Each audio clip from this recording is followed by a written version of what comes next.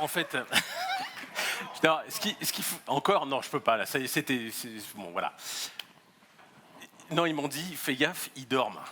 Donc il faut les réveiller. Donc je me suis dit qu'une petite chorégraphie était peut-être d'actualité.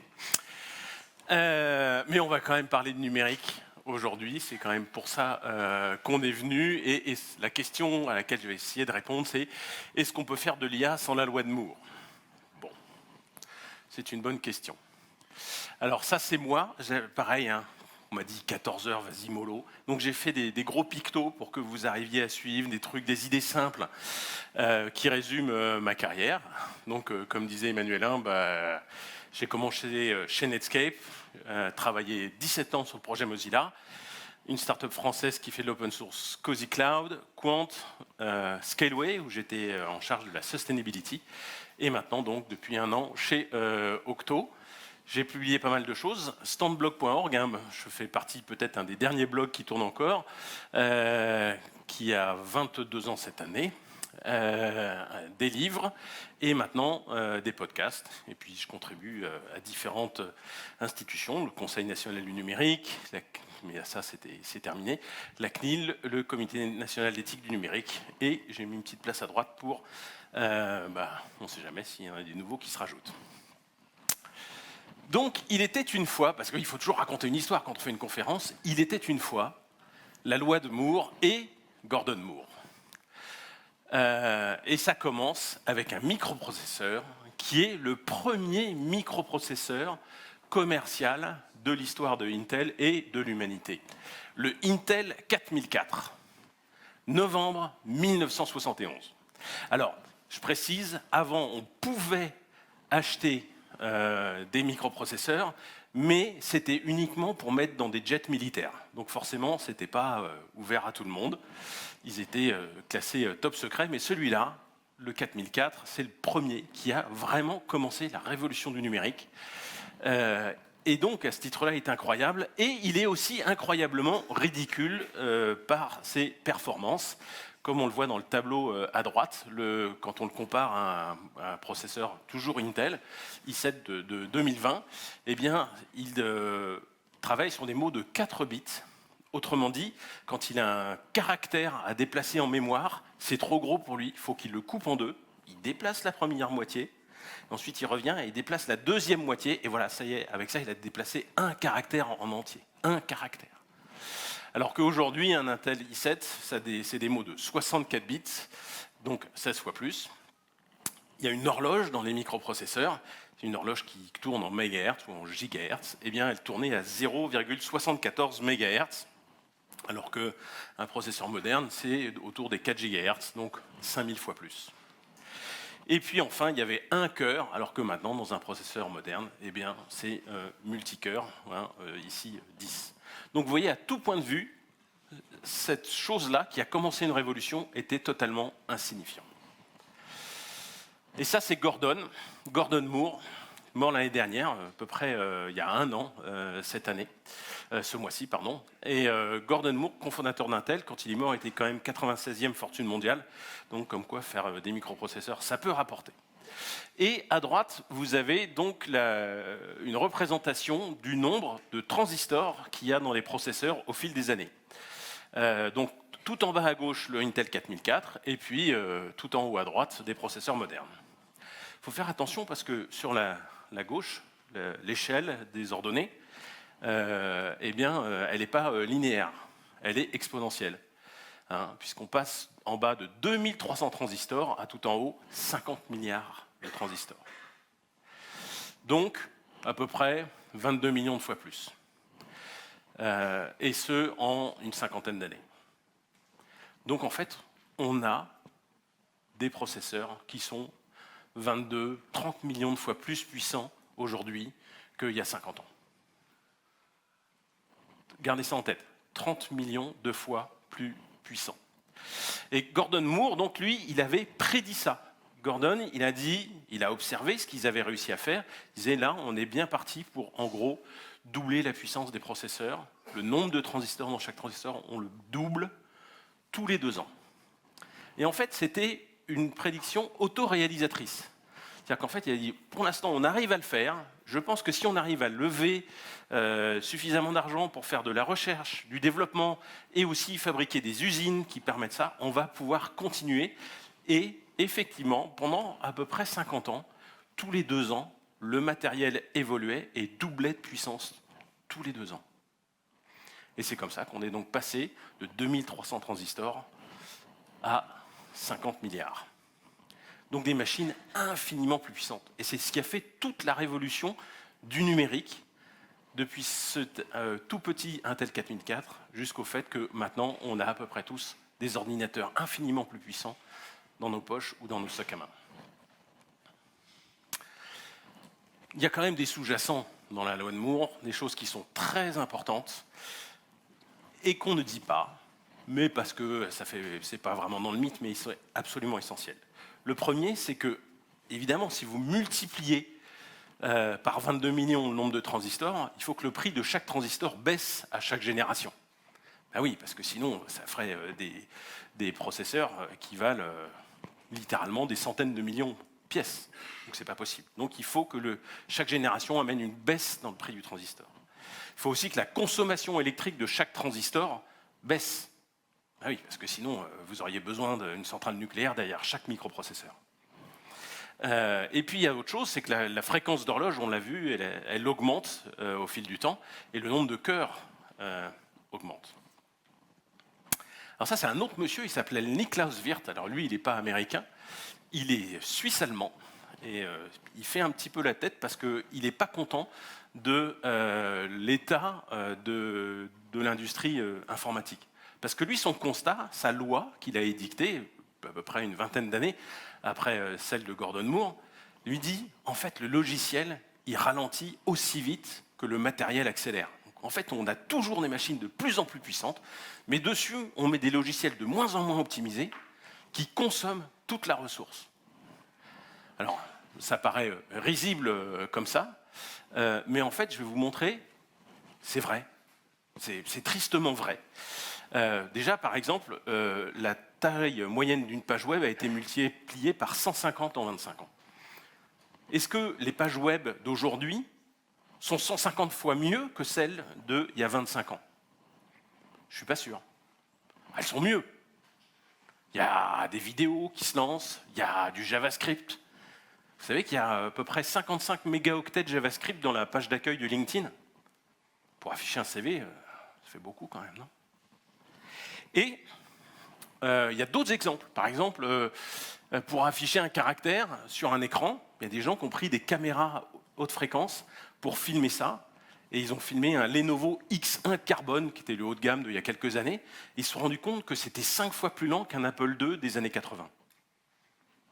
Donc le truc, il est littéralement des dizaines de millions de fois plus puissant, mais il est 5 fois plus lent pour une tâche aussi simple qui consiste à juste appuyer sur une touche et afficher le caractère qui correspond sur l'écran.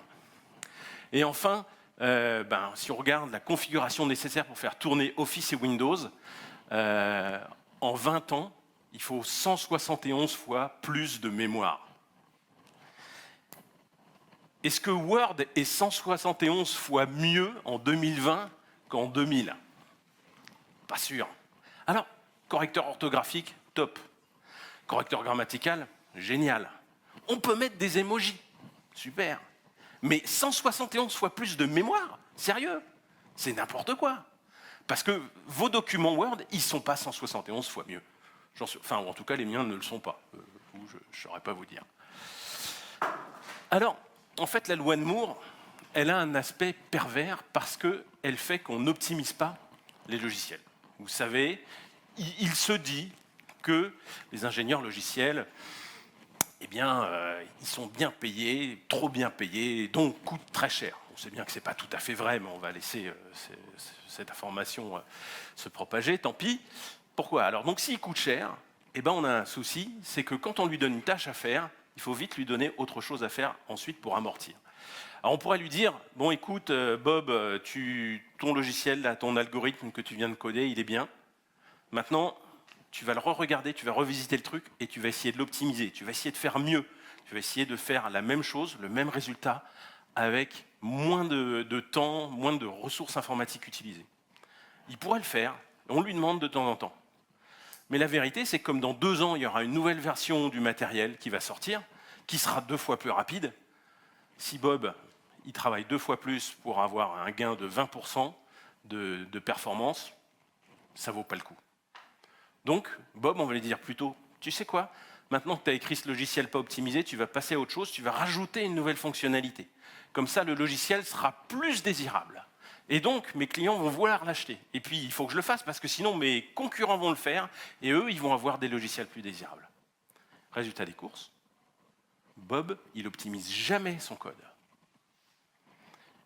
Et on livre et on utilise du code qui vient s'empiler, et s'empiler, et s'empiler, et il n'est jamais optimisé. Par contre, on a à la place du logiciel avec plus de fonctionnalités. C'est pas grave si on s'en sert pas. Regardez le nombre de fonctionnalités qu'il y a dans Word, c'est du délire. Les gens s'en servent pas. Et évidemment, il est plus gros. Et du coup, il est plus lourd. Et du coup, il nécessite des machines plus puissantes. Mais ça tombe bien, il y a la loi de Moore pour nous fournir ces machines plus puissantes. Et donc, Niklaus Wirth, lui, il a raison de dire que le logiciel, il ralentit aussi vite que le matériel accélère.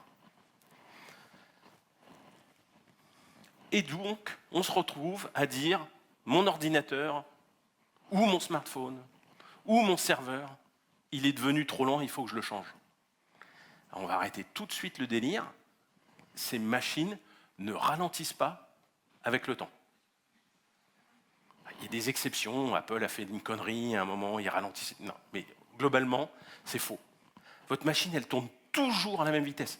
Le silicium ne s'use pas, il ne ralentit pas, il ne se met pas à boiter. Non, il tourne toujours à la même vitesse.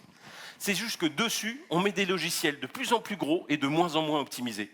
Donc effectivement, l'impression qu'on a, c'est que ça se traîne de plus en plus. Ce n'est pas juste une impression, c'est vrai.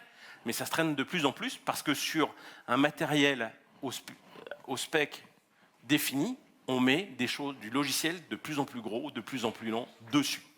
Et donc, c'est l'adéquation entre le matériel qui vieillit et le logiciel qui se modernise et qui a de nouvelles fonctionnalités qui fait que ça ne marche plus.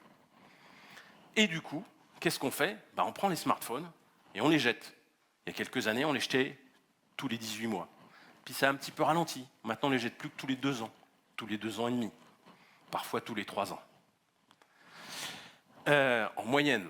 Et ils marchent quand on les jette. Dans 80% des cas, ils marchent quand on les jette. C'est n'importe quoi. Et alors là, je me demande, et si la loi de Moore s'arrêtait, qu'est-ce que ça changerait ? Parce qu'en fait, c'est elle qui a fait tout ce qui se passe aujourd'hui. Et pendant 50 ans, ça a permis d'amasser des fortunes colossales. Celle de Gordon Moore, mais pas seulement, celle de Bill Gates, comme on en parlait tout à l'heure, et de plein d'autres, et de plein de millionnaires de la Silicon Valley. Et si la loi de Moore s'arrêtait, qu'est-ce que ça pourrait faire ? Alors là, petit intermède culturel, je vous présente Upton Sinclair, qui a dit quelque chose de brillantissime, c'est qu'il est très difficile d'expliquer quelque chose à quelqu'un quand il est payé pour ne pas le comprendre. Voilà. Et ça devrait être gravé en lettres d'or partout sur les frontons de la République, parce que c'est essentiel. Donc quand tout à l'heure, Bill Gates vous disait les agents d'IA vont changer la vie, il faudra être complètement con pour passer à côté, c'est pas parce qu'il est à moitié propriétaire d'OpenAI qu'il le dit. Enfin si, peut-être, justement, il est payé pour pas le comprendre. D'accord ?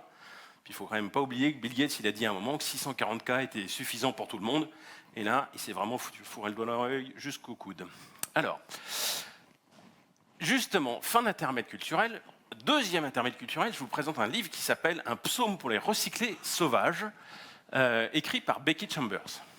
Et dans ce livre, il y a cet extrait qui dit en gros qu'en fait, dans ce monde imaginaire, quelqu'un a un ordinateur qu'on lui donne pour ses 16 ans et il le garde toute sa vie.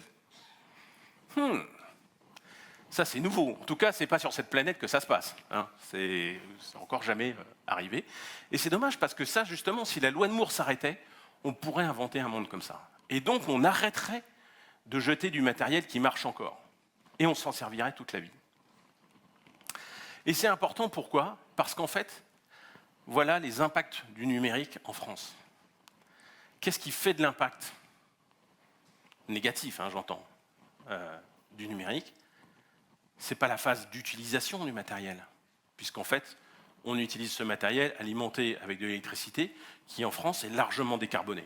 C'est-à-dire que ça marche au nucléaire, ça marche avec des barrages hydroélectriques, et donc ça émet très peu de carbone. Donc ce n'est pas l'utilisation qui est problématique, c'est la fabrication. Regardez, en émissions de gaz à effet de serre, la fabrication, c'est 80%, 83% des émissions. En consommation d'eau, 88%. En utilisation des ressources, des minerais, évidemment, c'est 100%. C'est là qu'on creuse des trous pour chercher les métaux, pour fabriquer le matériel.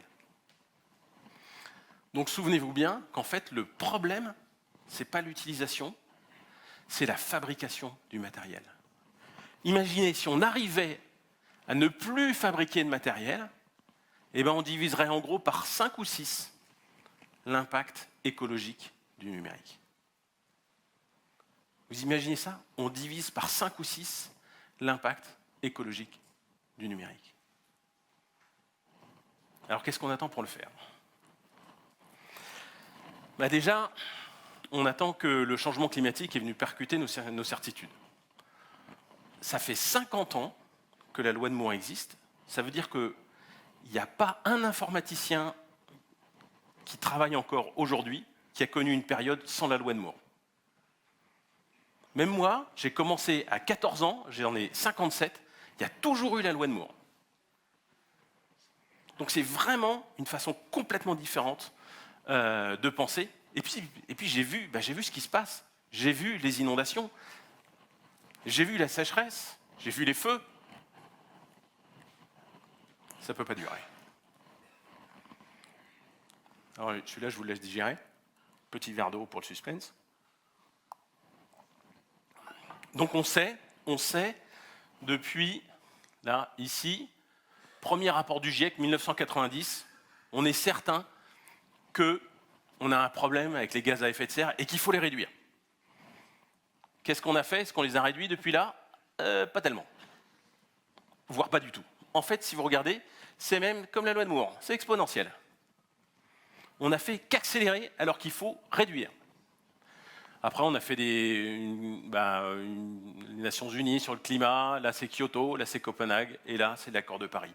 Même après l'accord de Paris, historique, 2015, ouais, on arrête les conneries. Non, on continue.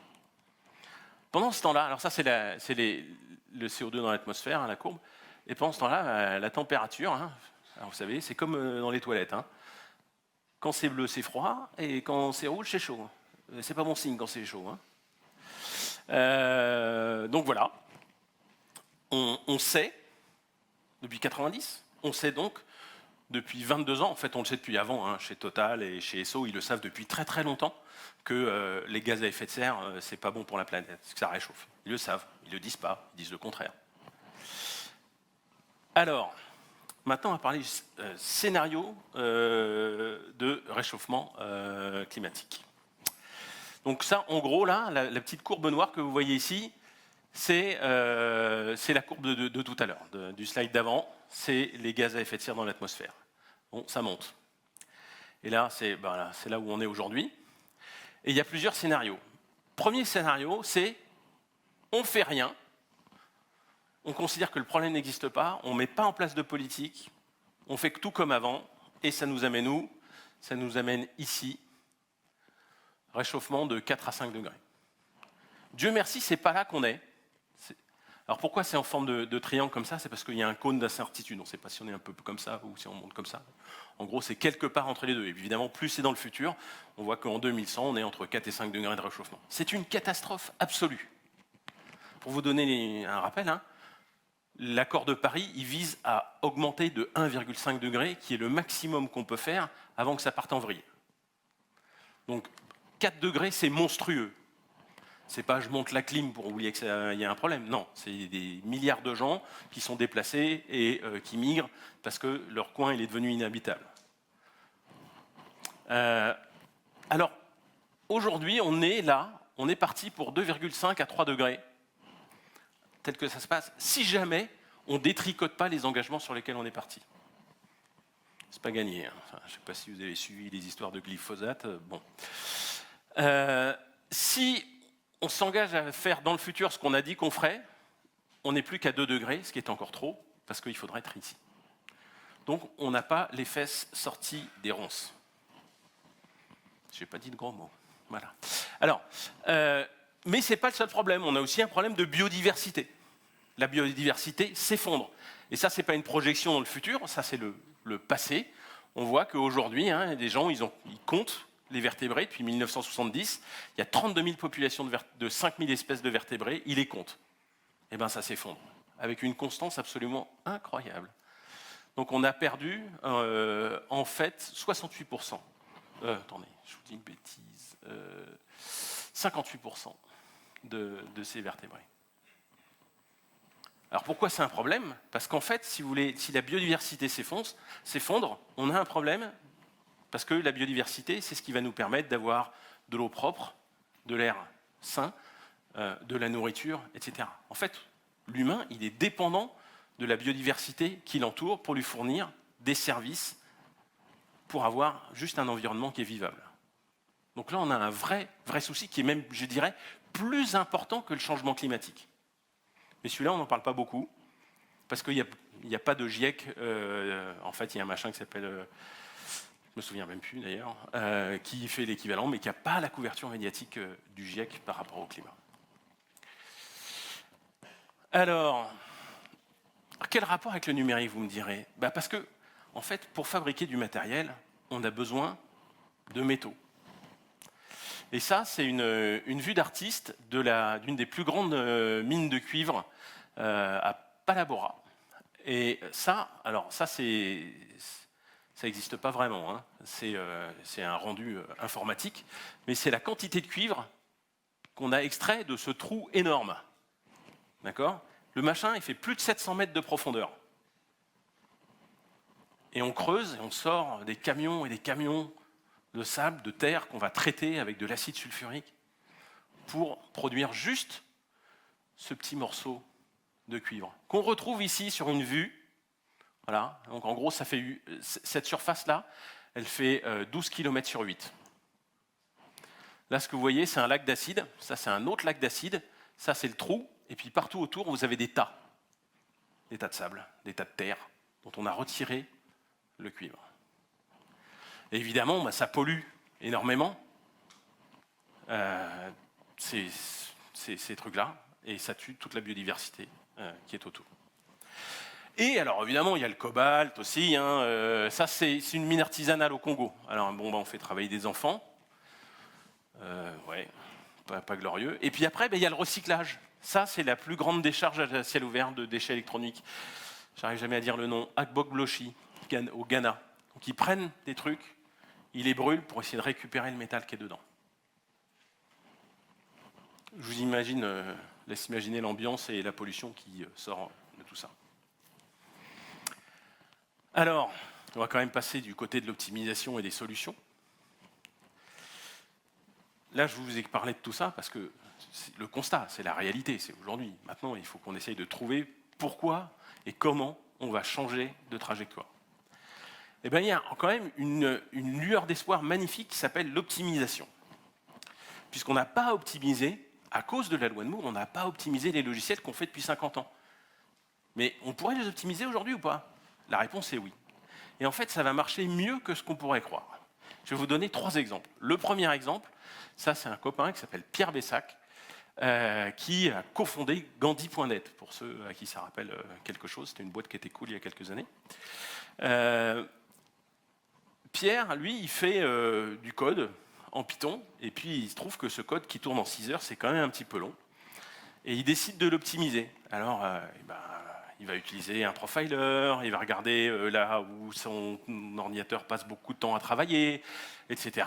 Et il se dit, mais en fait, c'est parce qu'il recalcule des choses, je vais plutôt mettre les valeurs dans une mémoire cache. Ça s'appelle la mémorisation, il le fait. Et après, en quelques dizaines de minutes, il m'a dit qu'il avait pris 150 heures pour écrire son logiciel, et il a mis 30 minutes pour l'optimiser. Et maintenant, son logiciel, il tourne 60 fois plus vite. Si on arrive à prendre un truc qui fait 6 heures, maintenant c'est 6 minutes, et que ça nous prend 30 minutes de faire ça, ça commence à devenir cool. C'est-à-dire qu'en fait, jusqu'à présent, il gaspillait 59 fois trop de ressources. Et encore, je suis sûr qu'il peut faire plus rapide maintenant. Hein. Mais déjà, là, en faisant ça, il est descendu en dessous d'une minute pour son calcul, ça lui suffit, c'est génial. Facteur 60, ça c'est top. Deuxième exemple, ça c'est un collègue, Aurélien, avec qui je parle de tout ça, oui, c'est toi là. Oui. Je ne sais pas si vous avez remarqué, c'est un truc, c'est quand vous avez optimisé, on est content. Et bien, Aurélien, il est content aussi, vous voyez ? Parce que lui, il avait fait un algo de machine learning et l'entraînement prenait 15 heures. Et le faisait tous les jours. Et puis, il a dit quand même 15 heures, ça fait beaucoup. Hein. Donc, il s'est mis à bosser, il a downcasté des variables. Puis, il s'est rendu compte qu'en fait, il y avait un grid search, mais qui parcourait plein de possibilités, dont la plupart étaient en fait inutiles, puisque pas physiquement possibles. Et donc, il a réduit toutes ces options. Et maintenant, ça tourne en 10 secondes au lieu de 15 heures. C'est 5400 fois plus rapide. Vous voyez, Aurélien, il a les bras croisés, il est content. Bravo Aurélien. Ça, c'était le deuxième exemple. 5400 fois. Et alors, je vous ai gardé un troisième exemple, c'est un peu le boss de fin. Je suis désolé Aurélien, il est bien meilleur que toi. Ou alors le code qu'il a écrit au début était beaucoup plus pourri que le tien. Je ne sais pas, tu vois. Mais en tout cas, alors il s'appelle Matt Parker, il est anglais, il est stand-upper, et donc il fait de la comédie, voilà. Et accessoirement, il est mathématicien, et ça se voit qu'il n'est pas informaticien parce que son code est vraiment catastrophique. Alors, il y a une faute, il n'est pas start-upper, il est stand-upper, hein, c'est pas confondre. C'est une faute dans le slide. Mais donc, Matt Parker, il écrit, il veut résoudre un problème logique, et il fait du code en Python pour résoudre ce truc logique, et son code, il tourne en 32 jours. 32 jours pour essayer de résoudre un problème mathématique. Et puis, il y a quelqu'un qui lui dit « Non, mais attends, ce problème, je suis sûr qu'on peut faire plus rapide que ta méthode. » Et il fait une autre version qui tourne en 15 minutes. Alors là, Matt Parker était quand même un peu la honte. Puis les gens sont mis à travailler ensemble, à se tirer la bourre, ensuite, mais à joindre leurs efforts. Et maintenant, ça tourne en 6,7 millisecondes. Au lieu de 32 jours. Ça pourrait faire le calcul, 408 millions de fois plus rapide. 408 millions de fois plus rapide. Je vous laisse imaginer le gâchis de ressources informatiques que c'était avant par rapport à maintenant. Surtout qu'en fait, ils ont résolu le problème logique. Maintenant, ça ne sert à rien. Hein. Déjà, dès le départ, ça ne servait à rien. Alors, mais maintenant, on sait que ça ne sert à rien. Avant, on n'était pas sûr. Bon, maintenant, on sait. Alors, ce n'est pas pour me moquer de Matt Parker que je parle de ça. C'est juste qu'en fait, je voudrais vous dire que Matt Parker, quiconque a déjà écrit un logiciel, résolu un problème logique avec un algorithme, quelque part, on a tous été Matt Parker un jour ou l'autre. C'est ça qu'il faut retenir. Et donc, je vais vous parler d'un nouveau concept un peu tordu, qui est la loi de Hiroum. C'est Moore à l'envers. C'est pour ça que j'ai mis Gordon à l'envers. Ouais, je suis désolé. Et alors, il fallait que je justifie le nom, donc j'en ai fait un acronyme. C'est un effort radicalement organisé d'optimisation en masse. Ouais, le ventre plein, c'est difficile d'apprécier ce genre de vanne, mais j'ai fait un effort, je vous jure. Et l'idée de la loi de Hiroum, c'est d'optimiser le logiciel d'un facteur 2 tous les 2 ans. Parce que, souvenez-vous, la loi de Moore, c'est quelque chose qui a été décidé. Gordon, il a dit, on va lever des fonds pour fabriquer des usines et faire de la R&D qui font que dans 2 ans, on ira 2 fois plus vite. Et qu'on recommencera 2 ans après. Et qu'on recommencera 2 ans après.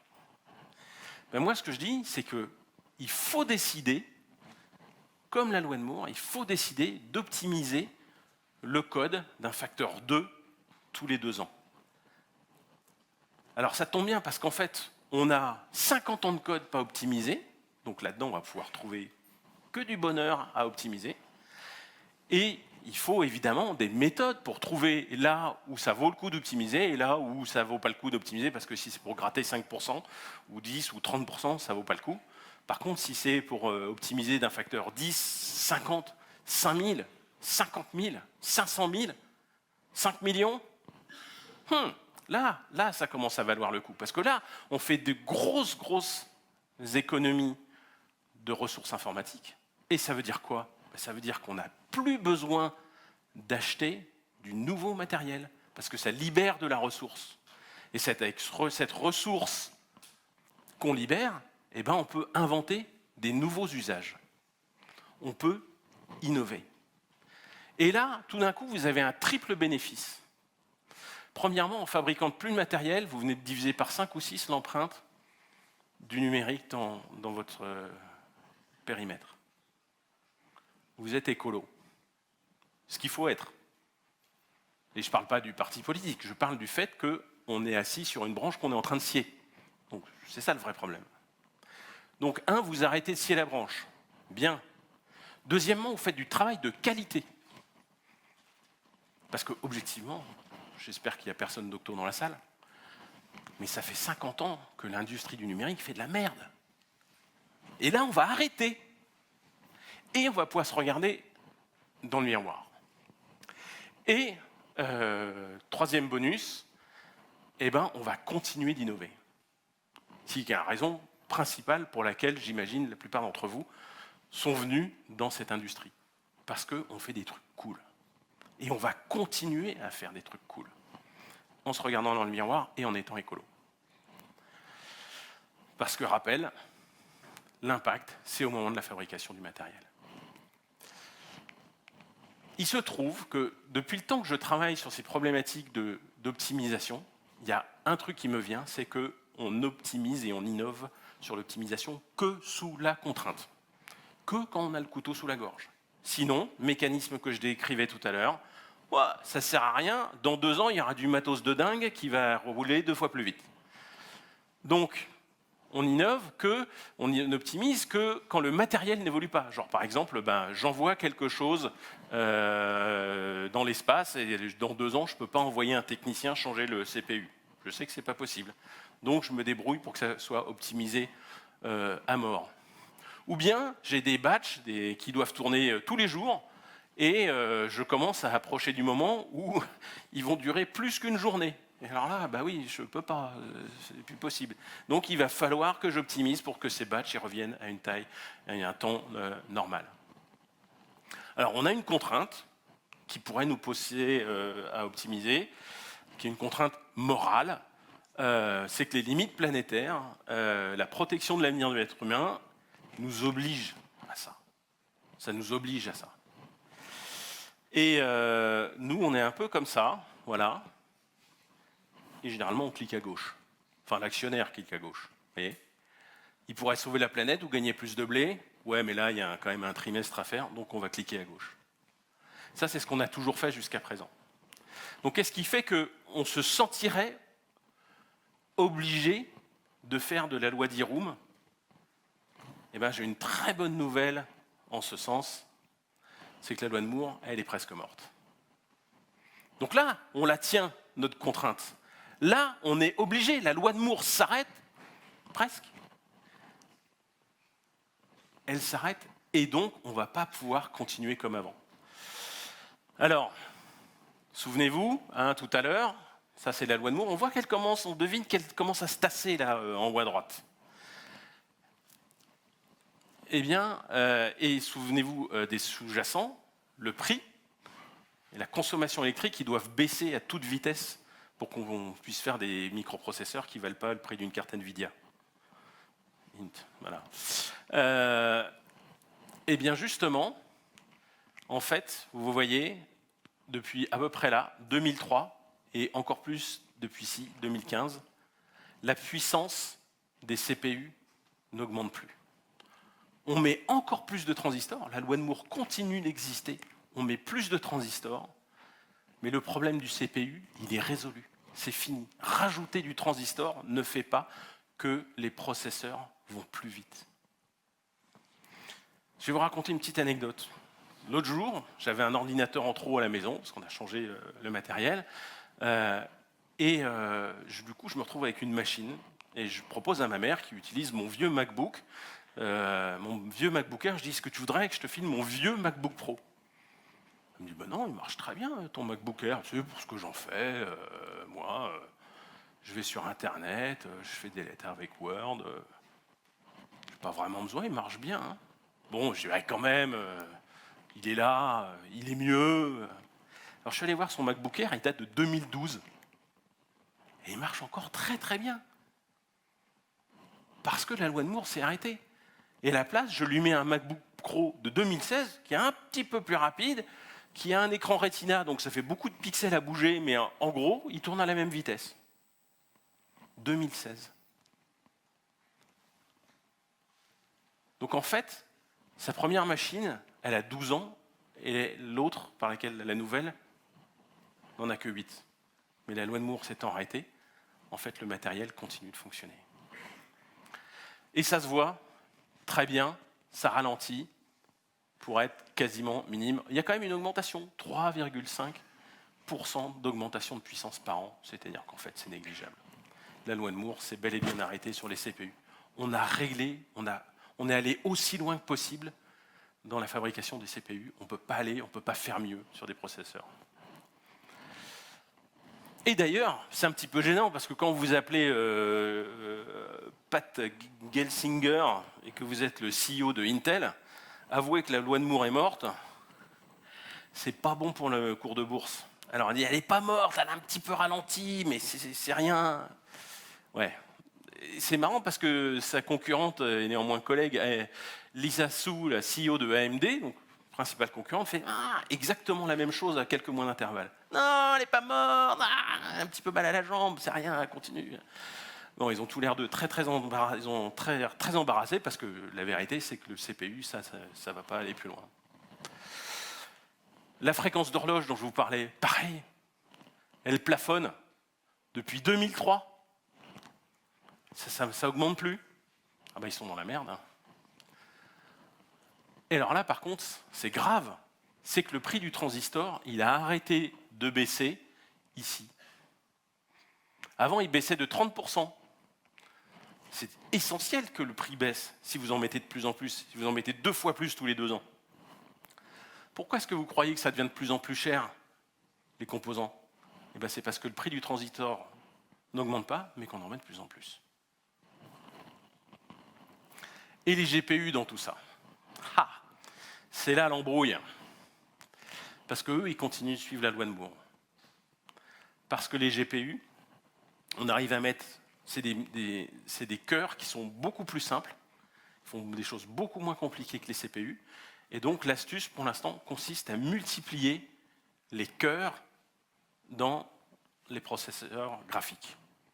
Comme ça, dans un processeur graphique, vous pouvez avoir jusqu'à 128 cœurs ou plus. Je n'ai pas regardé les dernières specs de celles qui viennent d'être annoncées. Donc on n'est plus à mettre 10 cœurs au lieu d'un, non, là ils en mettent 128. Donc évidemment, on peut les multiplier.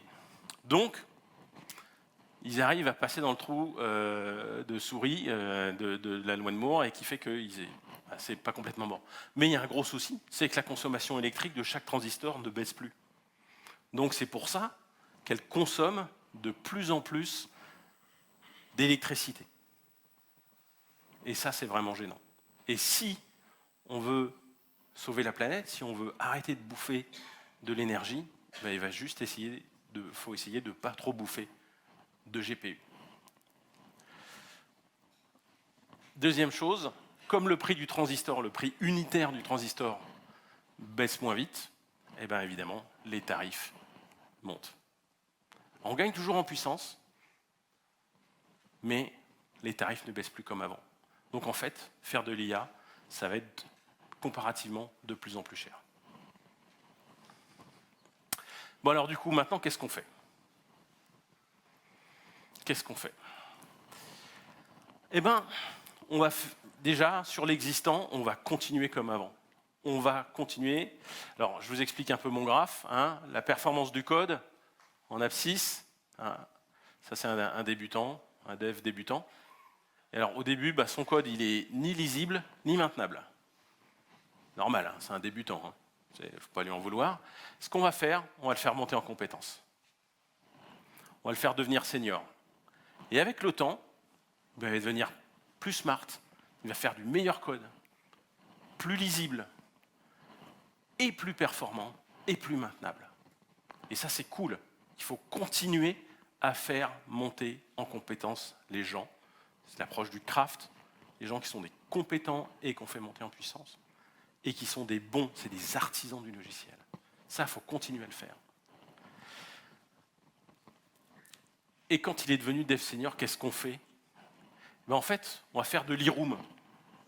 C'est-à-dire qu'on va se tourner vers l'existant et on va repérer les éléments critiques, ceux qui consomment le plus de ressources, on va les identifier et on va les retravailler pour les optimiser.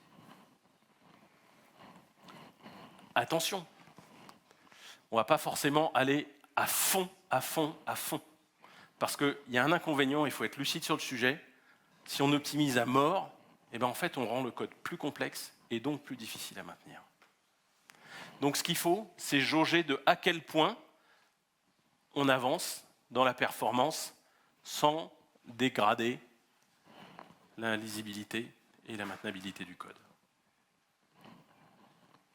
Et comme ça, on arrive à faire les promesses d'e-room, du travail de qualité dont on est fier, ne plus changer de matériel, et donc diviser par 5 ou 6 l'impact écologique, environnemental du numérique, et on libère de la ressource informatique pour innover et pour faire, par exemple, de l'IA dans les CPU.